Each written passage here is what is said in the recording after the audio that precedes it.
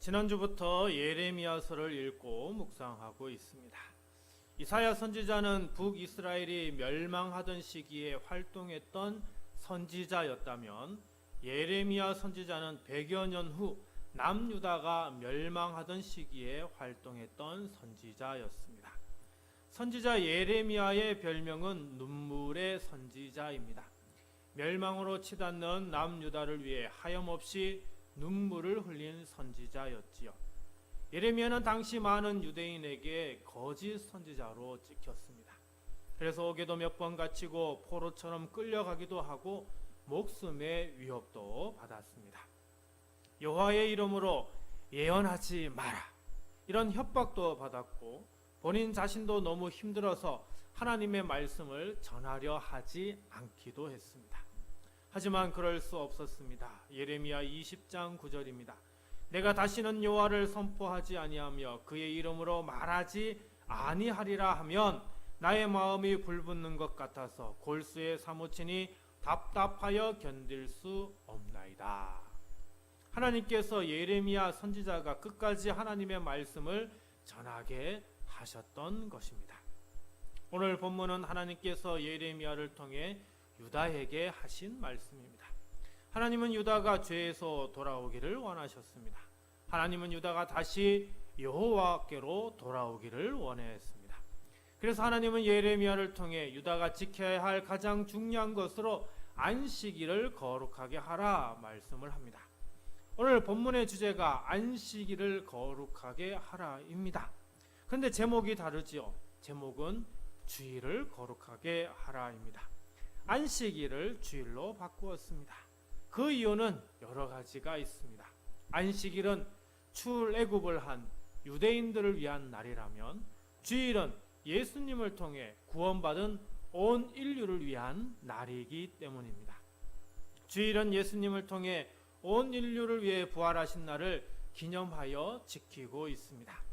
율법을 중시하는 유대교 회당 중심의 신앙에서 예수 그리스도 중심의 교회 신앙으로 바뀌면서 안식일을 지키다가 점차 예수님이 부활하신 날을 기념하는 주일을 지키게 되었습니다. 그렇다고 해서 안식일의 의미가 퇴색하거나 변질하거나 사라진 것은 아닙니다. 안식일의 그 의미가 그대로 주일로 옮겨졌기 때문입니다. 이단과 몇몇 교회에서 주일이 아닌 안식일을 지켜야 한다고 주장합니다. 성경에 안식일을 거룩하게 지키라고 했지 주일을 거룩하게 지키라라는 말씀이 나오지 않는다라고 하는 것이죠. 예수님도 안식일을 지켰고 사도 바울도 안식일에 성도들을 가르쳤다 말씀합니다. 이 성경에 나오는 이 말씀 틀리지 않습니다. 그러나 맞는 말이라고도 할 수는 없습니다. 예수님이 살아계실 때는 당연히 주일을 지킬 수가 없지요. 왜냐하면 예수님이 죽지도 않으셨고 부활도 하지 않으셨는 그때에 주일이라고 하는 것이 없었고 예수님은 당연히 주일을 지킬 수가 없었던 겁니다. 그래서 안식일의 주인이신 예수님도 당연히 안식일을 지킬 수밖에 없었던 것이죠. 사도 바울이 안식일에 가르칠 수밖에 없었던 이유도 안식일에 사람들이 회당에 모이니까 사람들을 그때 가르칠 수밖에 없었던 것이죠. 하지만 오래지 않아서 초대교회는 안식일이 아니라 예수님이 부활하신 주일을 지키게 되면서 이제 안식일이 아닌 주일을 성수하게 되었습니다. 안식일에서 주일로 바뀌는 당시의 기록은 성경에 포함될 수 없었기에 오해하거나 잘못 판단해서는 절대 아니 됩니다. 안식일의 주인이신 예수님께서 안식일의 의미를 더욱 풍성하게 하신 날이 바로 주일입니다. 안식일 다음 날인 주일은 예수님께서 부활하신 날이기 때문에 안식일보다 주일을 더 지키게 되었습니다. 그래서 앞으로 혹 누가 안식일, 주일의 차이를 물어보면 예수님이 중심에 있음을 기억하시면 됩니다. 오늘 이 시간에는 안식일을 거룩하게 하라는 본문의 주제로 주일을 거룩하게 하라는 말씀으로 세 가지를 생각해 보고자 합니다. 첫 번째로 주일은 죄를 고백하고 회개하는 날입니다. 24절입니다. 여호와의 말씀이니라. 너희가 만일 삼가 나를 순종하여 안식일에 짐을 지고 이 성문으로 들어오지 아니하며 안식일을 거룩히 하여 어떤 일이라도 하지 아니하면, 하나님께서 유다 사람들에게 나를 순종하여 여호와의 말씀을 순종하여라고 이렇게 표현하고 있습니다. 이런 표현은 하나님께서 유다 사람들에게 이제부터라도 하나님의 말씀을 순종하라라고 명하시고 계신 것이죠. 그렇다면 유다 사람들이 지금까지, 이전까지 하나님의 말씀을 어떻게 대했다라고 하는 것입니까? 하나님의 말씀을 순종하지 않고 지키지 않았다라고 하는 말씀이죠. 그 말씀이 예레미야 25장 3절에 나옵니다. 유다의 왕 아몬의 아들 요시야 왕 13째 해부터 오늘까지 23년 동안 여호와의 말씀이 내게 임하기로 내가 너희에게 꾸준히 일렀으나 너희가 순종하지 아니하였더라. 예레미야 선지자가 오랜 기간 동안, 무려 23년 동안 유다 사람들에게 하나님의 말씀을 지키라고, 하나님의 말씀에 순종하라고 선포했지만 유다 사람들은 예레미야 선지자의 말을 듣지 않았음을 말해주고 있습니다. 하나님의 말씀을 지키라고 하는 이 말씀은 예레미야 선지자뿐만 아니라 우리가 지난주에 봤던 이사야 선지자, 그리고 앞으로 볼 호세아 선지자, 아모스 선지자, 미가 선지자 등등 여러 선지자가 하나님의 말씀을 지키라고, 하나님의 말씀에 순종하라고 선포하지만 유다는 듣지 않았고 하나님의 말씀에 귀를 기울이지 않았습니다. 유다의 이런 불순종은 예수님 시대에도 그대로 보여집니다. 그래서 예수님은 첫 사역을 시작하실 때 이렇게 말씀하셨습니다. 마태복음 4장 17절입니다. 이때부터 예수께서 비로소 전파하여 이르시되 회개하라, 천국이 가까이 왔느니라. 예수님은 하나님의 말씀에 불순종하는 이들에게 회개하라 이렇게 선포하신 것입니다.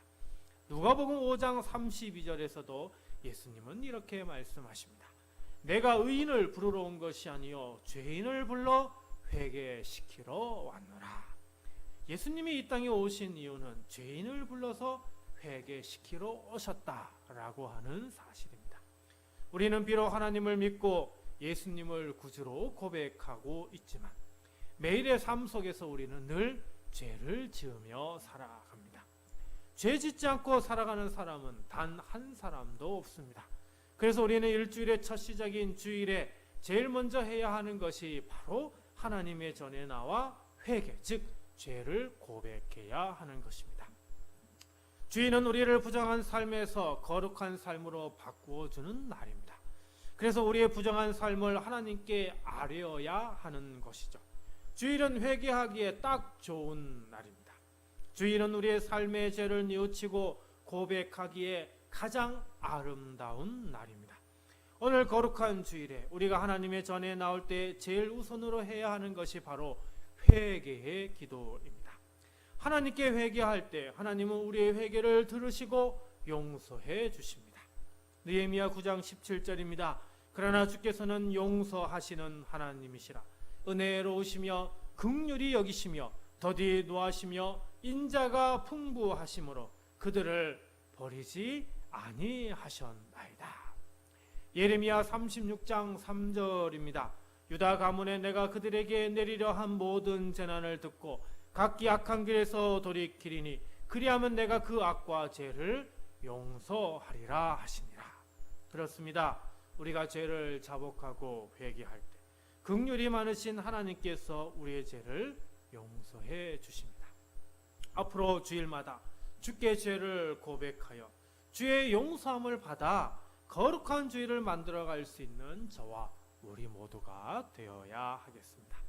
둔포 성도교회의 주일은 회개하여 용서받는 은혜가 넘치는 교회로 함께 세워 나아가야 합니다.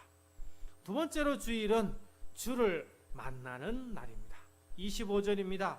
다윗의 왕위에 앉아있는 왕들과 고관들이 병거와 말을 타고 이 성문으로 들어오되 그들과 유다 모든 백성과 예루살렘 주민들이 함께 그리할 것이요 이 성은 영원히 있을 것이며.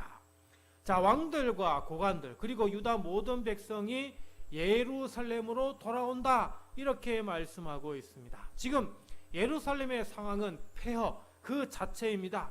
사람이 살 수 있는 곳이 되어 있지 않습니다. 그런데도 불구하고 자유를 얻은 유다의 지휘자들 백성들이 다시 예루살렘으로 돌아온다라고 말씀하고 있습니다. 아니, 왜 더 이상 사람이 살 수 없는 곳이 된 예루살렘에 유다 백성들이 돌아온다고 하는 이유일까요? 그 이유는 예루살렘에만 가야 만날 수 있는 분이 있기 때문입니다. 그분은 바로 이스라엘의 하나님 그리고 여호와 하나님이십니다. 예루살렘에는 하나님을 만날 수 있는 아주 고귀한 장소가 있습니다. 그것은 바로 성전입니다. 성전은 하나님을 만나는 곳입니다. 성전은 하나님을 찾는 사람이 하나님을 만날 수 있는 아주 중요한 장소입니다. 불과 얼마 전까지만 하더라도 하나님은 유다 사람들과 함께 하셨고 유다 사람들을 지켜주셨고 유다 사람들에게 복을 주셨습니다. 하지만 유다 사람들이 하나님을 잊어버리고 하나님의 말씀에 순종하지 않음으로 말미암아 유다는 멸망했고 백성들은 포로로 끌려갔고 남은 자들은 뿔뿔이 흩어질 수밖에 없었습니다. 하지만 이제 유다 사람들이 다시 예루살렘으로 모이게 되었습니다. 유다 사람들이 예루살렘으로 모이는 이유는 하나님을 다시 만나기 위함입니다. 하나님을 만나 자신들의 신앙을 회복하고 하나님을 믿고 따르기 위해서 예루살렘으로 모이는 것입니다.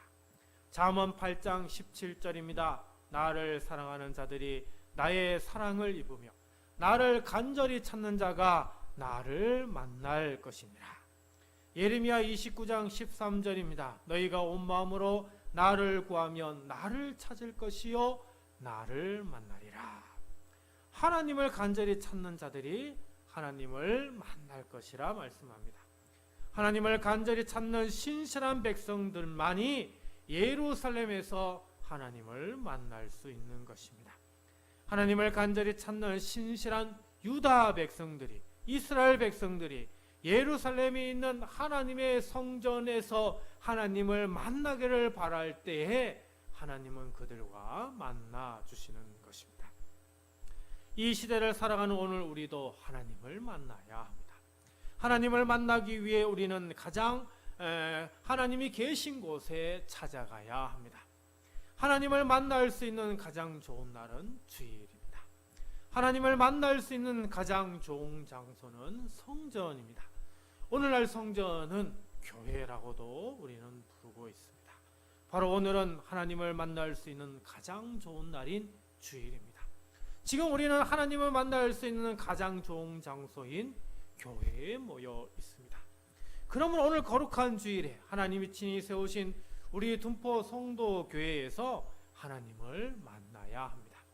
사랑하는 성도 여러분, 오늘 하나님을 만나고 돌아가시기를 간절히 바랍니다. 큰 교회에서 부목사 생활을 하면서 가장 안타까웠던 것은 교회에서 봉사하는 대다수 분들이 봉사로 인해 정작 만나야 할 하나님을 만나지 못하는 모습을 너무나 많이 보았습니다. 그러다 보니 교회에 와도 은혜가 없고 기쁨이 없고 행복이 없고 감사가 없습니다. 봉사하고 헌신하는데도 오히려 불평과 원망만 가득하고 상처받기 일쑤입니다. 그 얼굴 모습 속에 웃음도 없고 행복도 없고 도리어 답답함과 슬픔과 어둠 그늘만이 가득할 뿐입니다. 그 이유가 무엇이겠습니까? 하나님을 만나지 못했기 때문입니다. 저는 그래서 우리 교회는 너무 무리한 봉사와 수고, 헌신을 강요하고 싶지 않습니다. 둔포 성도교회는 앞으로 봉사와 헌신, 수고도 중요하지만 가장 먼저 소중히 여기는 것은 성도님 개개인이 하나님을 만나는 것입니다. 앞으로 저희 교회에 나오셔서 봉사하는 일에만 정신 팔리지 마시기를 바랍니다. 거룩한 주일에 하나님을 만나는 일에 소홀히 하지 마시기를 바랍니다. 하나님을 만나는 일에 최우선을 두시기 바랍니다. 주일에는 반드시 하나님을 만나고 돌아가시기를 바랍니다. 그러면 어떻게 우리는 하나님을 만날 수 있을까요? 예배를 통하여 하나님을 만날 수 있습니다. 또 기도를 통하여 하나님을 만날 수 있습니다. 또 설교를 통하여 하나님을 만날 수 있습니다. 그리고 무엇보다 우리에게 직접 찾아오셔서 우리의 영을 열어주시는 성령님을 통해 하나님을 만날 수 있습니다. 그러므로 성도님들 교회에 나오셔서 먼저 기도하시기 바랍니다. 기도하실 때 하나님을 만나고 돌아가도록 기도하시고, 예배를 통하여 하나님을 만나도록, 기도를 통하여 하나님을 만나도록, 말씀을 통해 하나님을 만나도록, 성령님을 통해 하나님을 만나게 해달라고 그렇게 기도하시기 바랍니다. 그리할 때 우리의 성도님들 이 거룩한 주일에 하나님의 전인 교회에 나와서 하나님을 만나고 돌아가실 줄 믿습니다.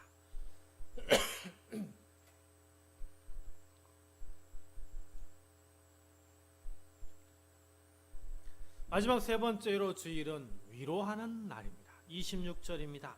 사람들이 유다 성읍들과 예루살렘에 둘린 곳들과 베냐민 땅과 평지와 산지와 내geb으로부터 와서 번제와 희생과 소제와 유향과 감사 제물을 여호와의 성전에 가져오려니와.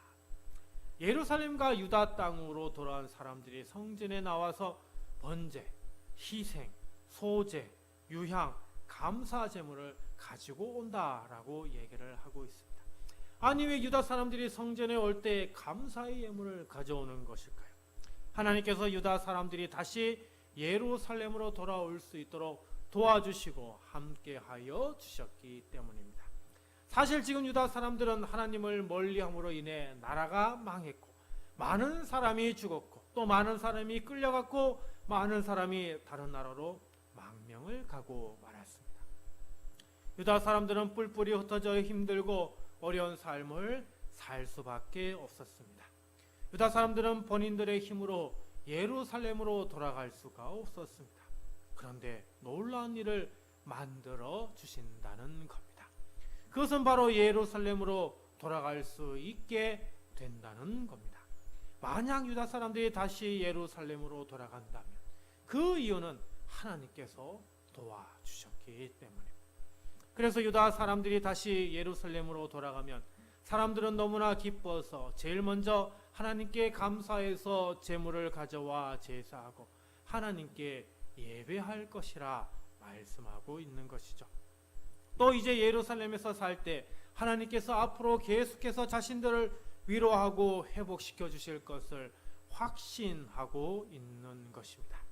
하나님은 한 번 도와주시고 끝내는 분이 아니라 언제나 우리와 함께 하셔서 우리를 위로하시고 우리를 격려하시고 우리를 도우시고 우리에게 은혜를 베풀어 주시는 분이기 때문입니다. 고린도후서 1장 3절입니다. 찬송하리로다. 그는 우리 주 예수 그리스도의 하나님이시여 자비의 아버지시여 모든 위로의 하나님이시며. 이사야 49장 13절입니다. 하늘이여 노래하라. 땅이여 기뻐하라. 산들이여 즐거이 노래하라. 여호와께서 그의 백성을 위로하셨은즉 그의 고난당한 자를 긍휼히 여기실 것임이라. 이처럼 하나님은 위로의 하나님이시다. 고난당한 자를 긍휼히 여기셔서 위로하여 주신다 말씀합니다. 우리는 삶에서 우리를 위로해 주는 분이 필요합니다. 우리 마음을 만져주고 다독여주고 격려해주고 위로해 줄 분이 필요합니다. 하지만 누가 제대로 위로해 줄 수 있겠습니까? 한두 번 정도는 위로가 될지언정 항상 위로가 되지는 않습니다. 남편의 위로, 아내의 위로, 부모의 위로, 자식의 위로, 선배의 위로 조금은 도움이 되지만 완전한 위로가 될 수는 없습니다.